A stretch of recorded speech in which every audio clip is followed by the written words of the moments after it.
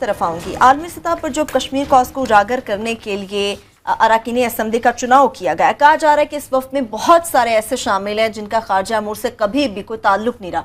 समझते हैं कि इससे कश्मीर कॉज को नुकसान नहीं पहुंचेगा या पाकिस्तान को आलमी सतह पर शर्मिंदगी का सामना नहीं करना पड़ेगा? सिर्फ ये नहीं कि इनमें से काफ़ी लोगों का कोई ताल्लुक नहीं रहा था, ये एक मजाक है कि आप कश्मीर का एक इशू को इस्तेमाल करके बुनियादी तौर पे इस वक्त जो इनके बैक बेंचर्स हैं, जो नाखुश हैं, जिनको ये है कि जनाब हमें पैसे कम मिल रहे हैं, लोकल बॉडीज़ के बजाय जो है ना हमें डेवलपमेंट फंड्स मिलने चाहिए, हालांकि काफ़ी आ रहे हैं, ये उनको खुश करने के लिए कश्मीर का एक बहाना किया गया है और ये एक मजाक है 2-3 वजह से। पहली ये कि मैं लिस्ट देख रहा था कि ये अलमदाद लालिका साहब जो है ना ये चाइना में जा रहे हैं, वहाँ उनको समझाएंगे कश्मीर का केस।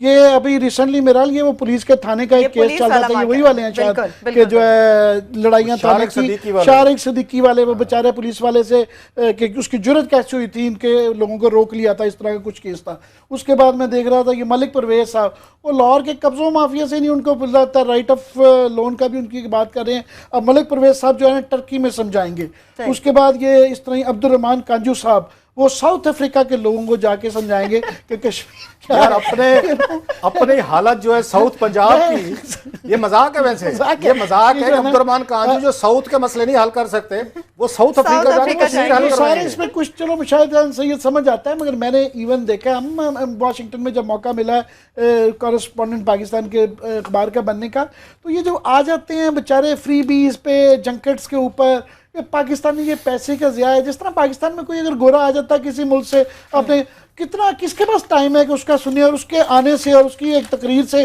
क्या कोई लोग समझ जाएंगे? या तो ना ये कोई आइंस्टाइन आ रहा हो, कि स्कॉलर आ रहा है कि जनाब ये न्योम चॉम्स्की साहब आ गए हैं, तो जाहिर है कुछ लोग सुनेंगे। अब लालिका के सामने आप देखें ना, या ये अब्दुल रहमान कांजू साहब के सामने इमेजिन करें कि वहाँ की लीड उस मुल्क की बैठी हुई है और यूं करके सुन रही है कि जनाब ओके हम अपना कश्मीर का स्टांस चेंज कर लेंगे। आखिरी बात ये कि जनाब यहाँ पे कश्मीर कमेटी होती है, उसको करोड़ फंड दिए जाते हैं, उसको बंद कर दें यार। अगर उसका वो नहीं है, क्यों उसके ऊपर इतने पैसे हर साल ज़ाया करते हैं? उसके कोई 20 के करीब जो है ना उसका सीनियर स्टाफ है और हज़ारों के टोटल देखें जो एम्प्लॉयज़ बन जाते हैं, 10, 20, 30 बड़ी गाड़ियाँ उनको दी हुई हैं और हर साल बजट में उनको दिया जाता है। डिस्पेंड कर दें यार उसको, फिर इसमें दे दें। एक और मजे की मैं इसमें बात बताऊंगा आपको। मोस्टली जो नाम है ना, जो जा रहे हैं दुनिया को कश्मीर का मसला समझाने, अपने इलाकों के मसाइल तो ये हल करने की पोजीशन ही नहीं है। मोस्टली जनरल मुशर्रफ के साथी हैं, वजीर हैं, इनमें आपने नाम नोट नहीं किए। इजाजुल हक साहब हैं जनाब, उनके बड़े करीबी थे जनरल मुशर्रफ साहब के, याद है राज। अच्छा, इसमें खुसरो बुख्तियार साहब हैं जनाब, उनको देख लें। फिर रजा हयात हिराज साहब हैं, अवैस लगारी। अच्छा, फिर मेजर रिटायर तहर इकबाल साहब हैं सर, अवैस लगारी साहब हैं। अच्छा, मुशाहिद हुसैन साहब आपने जैसे कहा, चले जैसे तैसे वो पढ़े लिखे तो हैं, पढ़े लिखे हैं, चले अवैस लगारी को भी बेनिफिट ऑफ डाउट दे, थोड़ा सा पढ़ा लिखा मान लेते हैं। पढ़ा लिखा नहीं, थोड़ा सा भी नहीं, अमेरिका के वैसे ग्रेजुएट है। दूसरे मतलब आप मुख्तियार भी चले जूनियर मिनिस्टर रहे हुए हैं, अंग्रेजी बोल लेता है सर। मैं और उस पे आ रहा हूँ कि वो यहाँ पे फॉरेन ऑफिस की जो कमेटी की सरबराह भी हैं, अवैस लगारी। सवाल और है, क्या ये इन लोगों की मुलाकातें किन लोगों से होंगी और कौन लोग करवाएंगे? जो फॉरेन ऑफिस के लोग बैठे हुए हैं, इनसे पूछा जाना चाहिए एजाज ये चौधरी साहब से, जो यहाँ स्कैंडल्स में मुलव्वस हैं, अरबों रुपए के हमने इनके प्लाटून वाले स्कैंडल दिए हुए हैं, जो आजकल वो सुना लॉबिंग करके स्कैंडल ज़्यादा आपका फॉरेन सेक्रेटरी है, वो आपका वहाँ वाशिंगटन में एम्बेसडर लगने वाला है कुछ दिनों तक, जो पूरी दुनिया में नाकाम तरीन हमारी फॉरेन पॉलिसी रही है।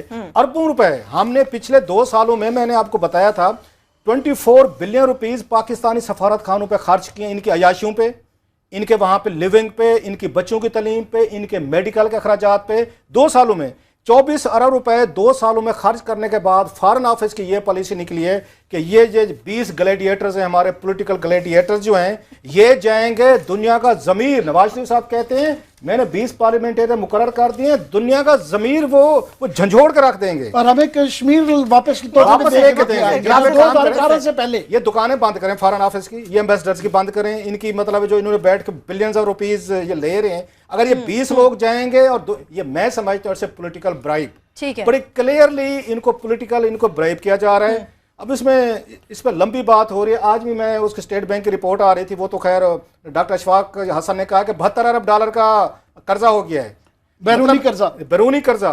वो कह रहे हैं कि आपको 12 अरब डॉलर इन्होंने पिछले 2 सालों में ले लिया इसाक डार साहब ने, 3 सालों में।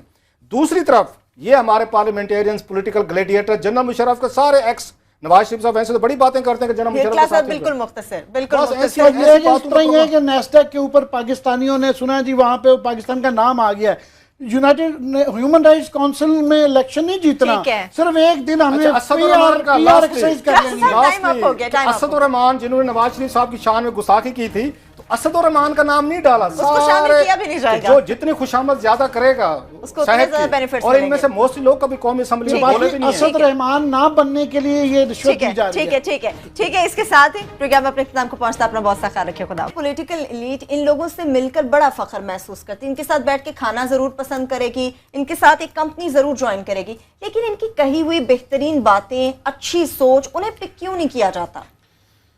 ये तो खैर इस पे हम बात करते रहते हैं, जैसे इन्होंने अपने इसमें बहुत सारी बातें की हैं। मार्क आंद्रे के इस इंटरव्यू को जो मैंने और आमिर ने पढ़ा है, और भी कुछ लोगों ने पढ़ा होगा, पाकिस्तान में इसको ज़्यादा इंपॉर्टेंस नहीं दी मीडिया ने, क्योंकि अगेन हमारा मीडिया साहब ज़रा हुकूमतों से ज़्यादा कंफर्टेबल फील करता है, और ऐसी बातें ये पाकिस्तान के लोगों को पता होनी चाहिए। बिल्कुल। एक गैर मुल्की कोलंबियन और कनेडियन, कोलंबिया की कैनेडियन असल है, एक कोलंबियन, लैटिन नेशनैलिटी अमेरिका का बंदा आता है, 4 साल पाकिस्तान में गुजारता है। मैं आपको कह रहा हूँ, जो मेरा व्यू है, जी, इससे बेहतर पाकिस्तान का कोई अपना बंदा भी पाकिस्तान के लिए अपना दिल बहर नहीं रख सकता, नहीं रो सकता पाकिस्तान के अफेयर्स पे, जितना मार्क आंद्रे एक गैर मुल्की जो है वो रोकेगी है।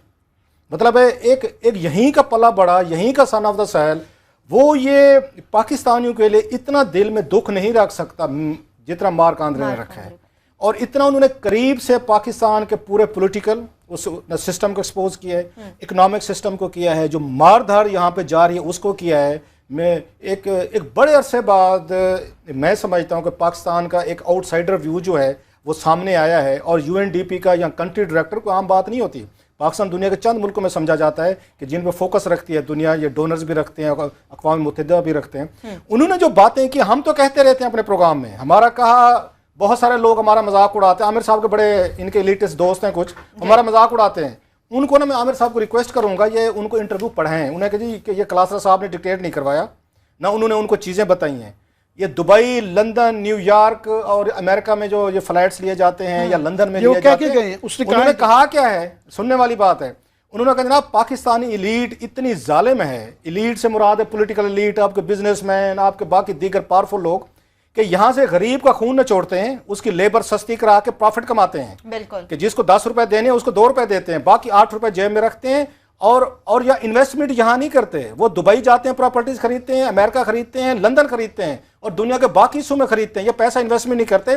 यही लोग UNO आते हैं, हमें आके कहते हैं कि जनाब पाकिस्तान में आए और फलां फलां सेक्टर में इन्वेस्टमेंट करें, खुद पाकिस्तान से पैसा निकाल रहे हैं, बाहर लेके जा रहे हैं, लेकिन हमें यह फरमाया जाता है कि जनाब आप आए और पाकिस्तान में करें।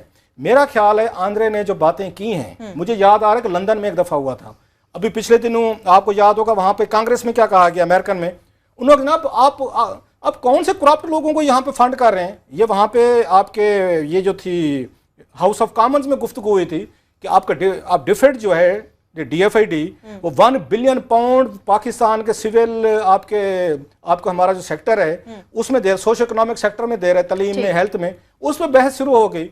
उन्होंने जनाब इनके हुक्मरान जो है, नवाज शरीफ हो, जरदारी हो, बाकी जो हों, इनकी जदादें तो इन्होंने यहाँ पे खरीदी हुई हैं, पाकिस्तान से या लंदन में खरीदी हुई है। पाकिस्तान के हुक्मरान इतने अमीर हैं, आप यहाँ पे टैक्स पेयर्स का पैसा जो है ब्रिट्स का, वो निकाल के पाकिस्तान भेजते हैं। क्यों?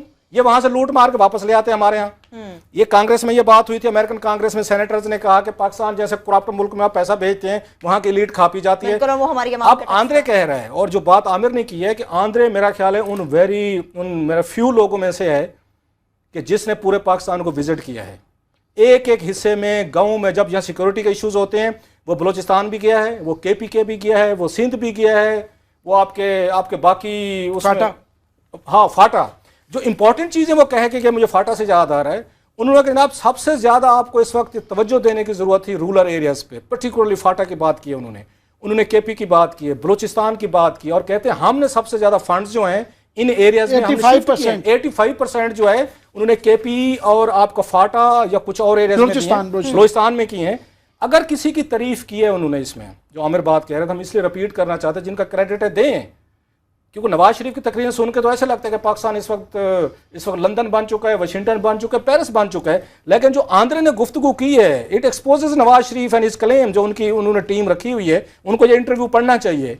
वो ये कहते हैं कि केपी वह सूबा है जहाँ पे उस लोकल गवर्नमेंट्स के हवाले से सीरियस काम हुआ है कि लाज लाए गए हैं, और सबसे ज़्यादा उसमें उन्होंने पैसे दिए हैं उनको कि लोकल गवर्नमेंट जो है डिलीवर करें। आपको पंजाब में लोकल गवर्नमेंट नजर आती है, आपको सिंध में नजर आती है। ये जमहूरियत का आके जहाँ पे राग अपलाते हैं, ये एतजाज हसन हमें आके कहानी सुनाएगा, हमें नवाज शरीफ साहब की कहानियाँ सुने, शहबाज शरीफ की सुने, ये बहुत बड़ा मैं समझता हूँ इट्स ए स्लैप।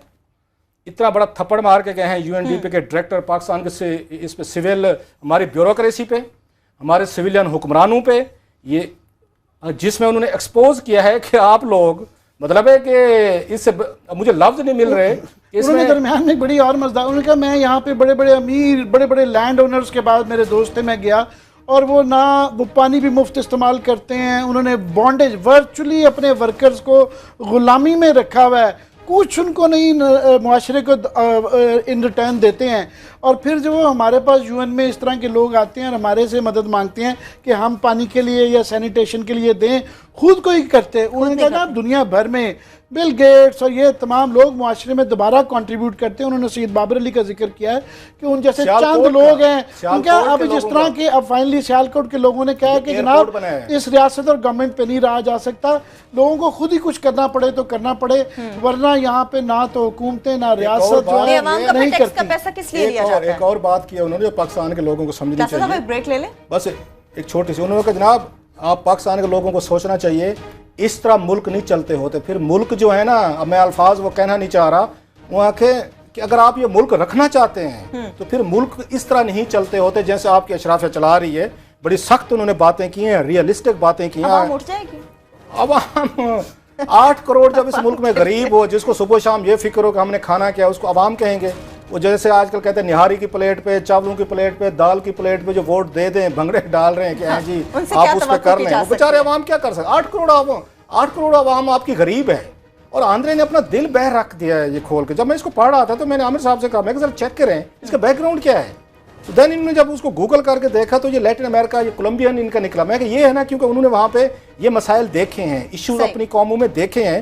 बहरहाल इससे बेहतर कमेंट्री पाकिस्तान के अफेयर्स पे जो उन्होंने की है, उन्होंने इतना कह दिया उन्होंने, मैं आपको अपने ब्रेक पे जाना है, उन्होंने कहा जनाब इस तरह मुल्क चलते नहीं है, फिर मुल्क इस तरह बचते नहीं है। जिस तरीके से पाकिस्तानी अशराफ इस मुल्क को चला रही है, लूट रही है और लोगों को गरीब रख रही है, मुल्क ऐसे चलते नहीं है। ये बंदा अब यूएन में जाके अक़वाम मुत्तहिदा में बहुत बड़ी सीट पे बैठेगा। ठीक है। और मेरा ख्याल है यहाँ से हमने लेने तो नहीं है। अभी आप देखेंगे कल इस पर मुज़म्मती बयान आ जाएगा कि जनाब उनको जुर्रत कैसे हुई है पाकिस्तान के अंदरूनी मामलात में गुफ्त करने की। जब अंदरूनी मामलात से ये पैसा लूट के ले जाते हैं, दुबई लंदन में जदादें खरीदते हैं, उस वक्त तो किसी को शर्म नहीं आती। लेकिन आंद्रे का इंटरव्यू पढ़ के